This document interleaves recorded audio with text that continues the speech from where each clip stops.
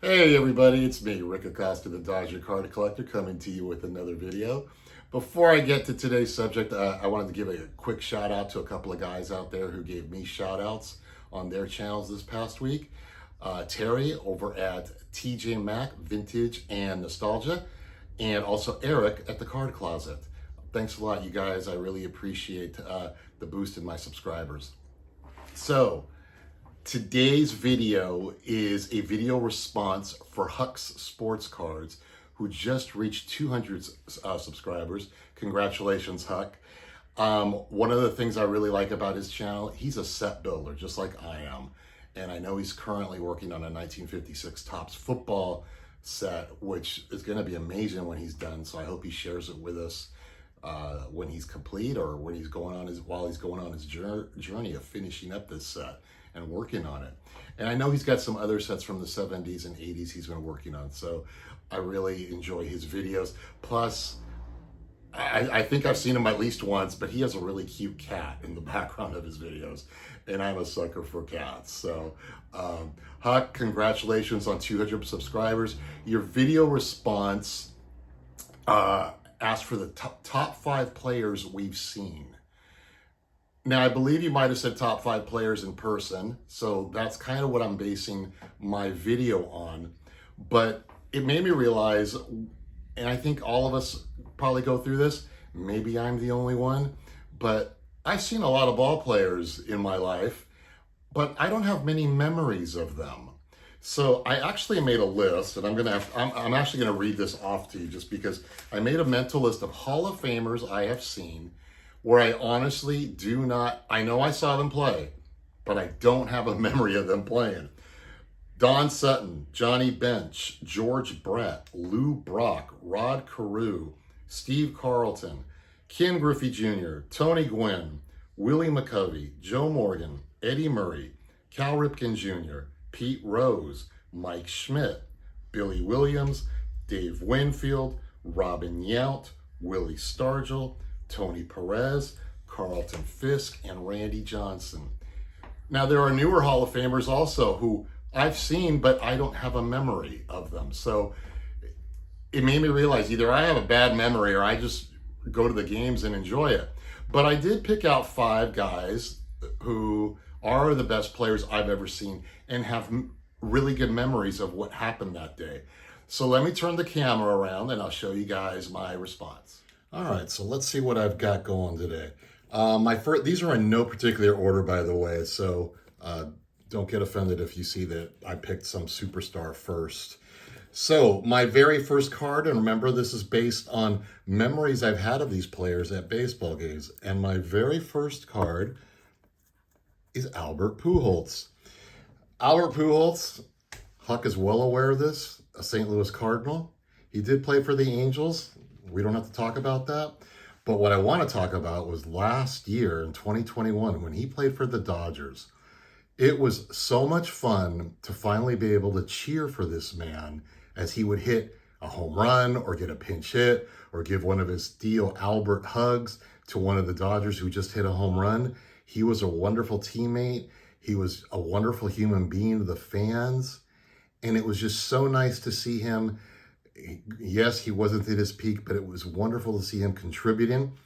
I think the first time I saw him in a Dodger uniform was last year in the wild card game against the Cardinals. And the Dodgers came up in the 9th inning, and the game was tied at 1. Albert Pujols came up. I was sitting next to 2 Cardinals fans. And Pujols hit a long fly ball. It was, as Vin Scully would say, it was playable, and the ball was caught. And I looked at the guys to the right of me and I asked them, what would you have done if Albert Pujols had hit a home run? And he actually said, I don't know. I love the man. So I don't know what I would have done if he hit a home run for the Dodgers to win the game. So Chris Taylor hit a home run 2 or 3 batters later to win the game. But that's my memory of Albert Pujols. Really appreciate just seeing him play. And it was wonderful. So that's my first pick. My second pick goes to one-time Dodger Rookie of the Year, Mike Piazza. My memory of Mike Piazza, and I'm not great with the details, but I do remember on August 17th, 1996, I took my 13-year-old niece and my 9-year-old nephew to their very first baseball game at Dodger Stadium. They were spending the day with me. I think my sister, who's their mother, had to go to a wedding. So I said, I'll take them. But I mentioned to them, you guys are gonna have to come with me and do a couple of things. And they said, okay, sure. I went to a card show that day. I don't remember where it was, somewhere in LA. That's all I can say, somewhere in Los Angeles. And Mike Piazza was signing. So I'd already pre-bought my ticket, and I don't do many autographs, but I do have some Dodger autographs. And when it was my turn to go up to him, I like to try to get my autograph personalized. And this was before the days of inscriptions and charging extra for personalizations. And I said, hey, Mike, can I get a personalization there on my photo? And he looked like at the promoters or the guys he was with, the autograph coordinators, whatever you want to call them. And he kind of looked at them and they go, Mike can't do that. And then Mike looks at me and goes, dude, I wish I could, but if I do it for you, I have to do it for everybody. And I understood, but then he smiled at my niece and nephew and asked them their names, and he signed my photo, and my niece and nephew were so impressed. They were just ecstatic that a baseball player acknowledged them. So that night, later that night, I took them to their first Dodger game. And I bought us tickets for only the second time in my life. I sat in the top deck at Dodger Stadium. And those of you who have sat in the top deck at Dodger Stadium know how freaking scary it is up there. It is just super steep. And we went to the game and it was tied at 6. The Dodgers were playing the Expos that night. And Piazza came up in the bottom of the 9th inning and hit a home run. What was called, back then was called the game-winning home run. Today it's called the walk-off home run.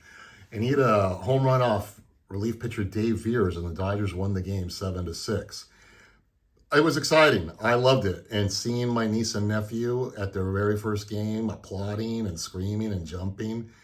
My mom told me the next day they couldn't stop talking about the game. So that was a great memory in regards when it comes to Mike Piazza.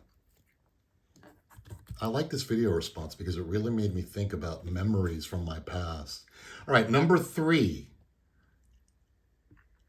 My man Nolan Ryan, the 1974 Topps Nolan Ryan.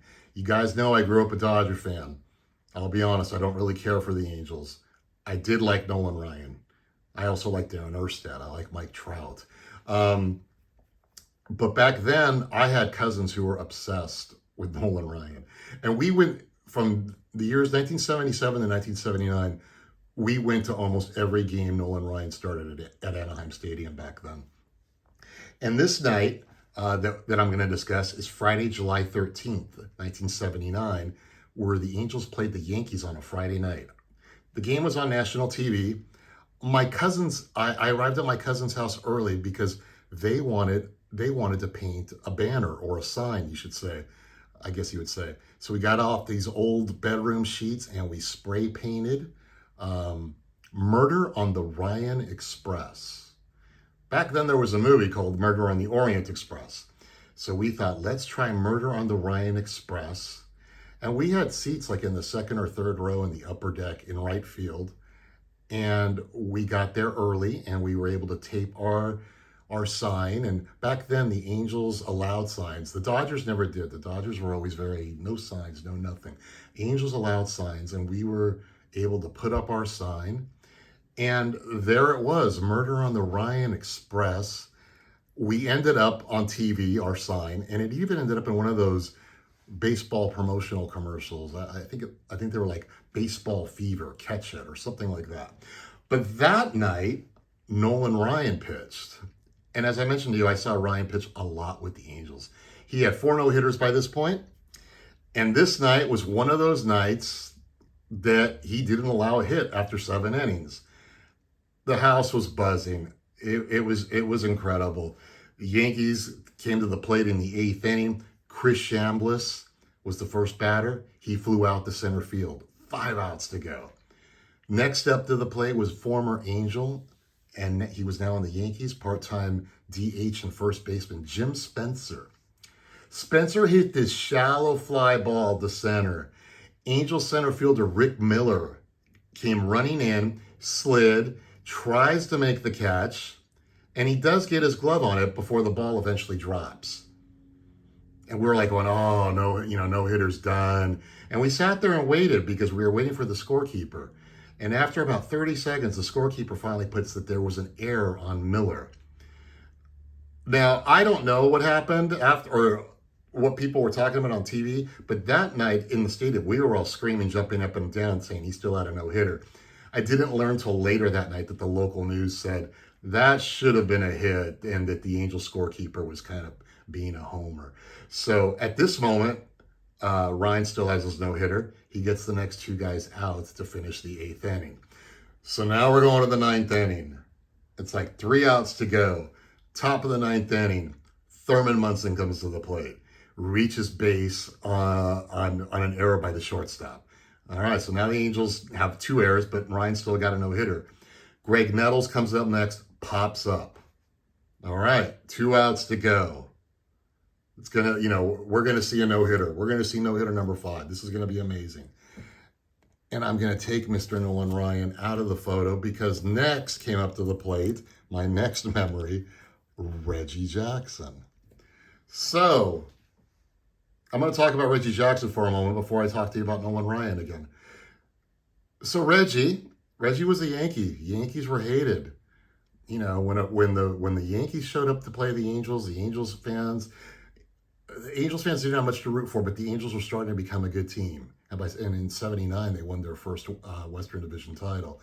And, they would do, chants of Reggie sucks and Yankees suck. And Reggie was just a character. I can't imagine what he would have been like had social media been around back then.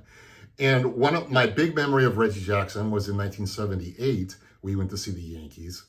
We always went to see the Yankees. It was funny back then. Reggie came, and I wanted to get his autograph. Back then at Anaheim Stadium, it was really easy to get autographs. Compared to Dodger Stadium, that was a big pain in the butt. Anaheim Stadium, you could just roam the entire field level, and Reggie it felt like hundreds of people. Looking back on it, it was probably 50, but still, that felt like a lot. And somehow I managed to squeeze my way and get closer and closer, and eventually he took my ball, and he signed it. Oh my God, Reggie Jackson freaking signed my baseball? And I'm like, well, it's amazing. I was ecstatic. Now, the sad thing about it, I still have the baseball, but Reggie Jackson, along with all of the other names on there, have basically faded out. Here's the ball. There's a pitcher named Dave Frost. This is where Reggie should have been. Reggie signed his name there, but this was an era where players signed with ballpoint pens. This is Terry Humphrey, Frank Tanana, Rich Dower, the second baseman of the Orioles, Don Ossie. Also on this ball, this blue one, that's Lance Parrish, the Tigers catcher. Robin Yount's on here, but he's faded. And Rance Mullenix is on there, I could see. This ball's just faded, but I always just kept it. But so that is my memory of Reggie Jackson. And getting back to the Nolan Ryan story. So Reggie comes up in the bottom of the ninth, 1 out, and gets a base hit into center field. And there goes the no-hitter. I always remember Nolan Ryan staying at the back of the mound, takes off his hat, blows a big sigh, like really bummed out, tips his cap to everybody. We were screaming. And I know a lot of you have seen Nolan Ryan pitch. Nothing like it. It was just so exciting. I still, to this day, I've seen Randy Johnson pitch, and don't get me wrong, he's phenomenal. There's something about Nolan Ryan that just, it was incredible. So those are my third and fourth picks. My last pick, I'm going to cheat a little here, but I've got to do it just because I was 9 years old. I got invited to Old Timers Day at Dodger Stadium in 1974. It was my friend's birthday party. Back then, birthday parties, a good birthday party was you'd invite 5 or 6 friends and you'd go miniature golfing. My friend Keith, his dad got us 6 tickets in the outfield at the left field pavilion to see Old Timers Day. And I think the game was going to be the Dodgers and the Expos, something like that. Dodgers and the Phillies, something along those lines. But that day, like I said, it was Old Timers Day. And one, Ernie Banks came to the plate and hit a home run. And mind you, I was 9 years old, so I thought old timers meant you were like 80 years old. But there went Ernie and hit a home run into the left field pavilion, and Dodger Stadium erupted because it was kind of like, oh my God, Ernie Banks hit a home run. So I can actually tell people I did see Ernie Banks hit a home run. I did not see him at one of his 511 or 512. I did not see one of those home runs, but I did get to see him hit a home run in an Old Timers game. So I'm not going to cheat and say that in 1989, and this actually did happen, in 1989, I did go to Old Timers Day again, and it was Sandy Koufax versus Don Drysdale, which was exciting, but I won't bring that into this story. So that's my video response for Huck. Congratulations on 200 subscribers, and you guys all have a great day. Take care.